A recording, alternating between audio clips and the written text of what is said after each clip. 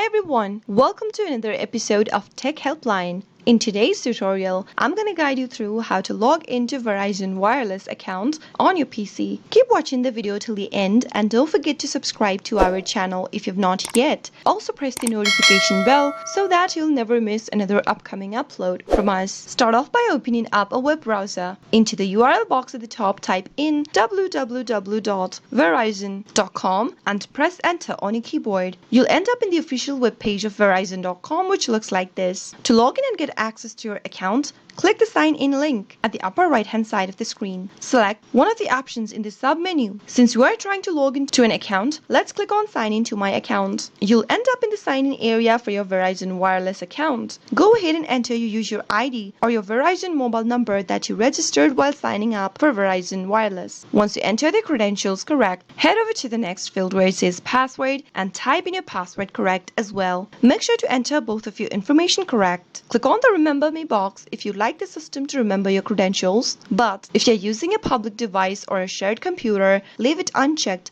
before signing in. In case you've not registered for your Verizon Wireless account yet and you'd like to do that, click the register link beneath the sign in button. In case you've forgotten your credentials or your information while logging in and you don't know what to do next, you can click on forgot your info and follow the on-screen prompts in order to look for them. Finally, click the sign in button after you are ready to log into your Verizon Wireless account and you'll be able to log in right away. Verizon is an American wireless network operator that previously operated as a separate division of Verizon Communication under the name of Verizon Wireless. Once you're logged in, you can get access to your account and manage it right away from your computer or your mobile devices. I hope the tutorial was helpful to you. If it was, go ahead and give us a thumbs up.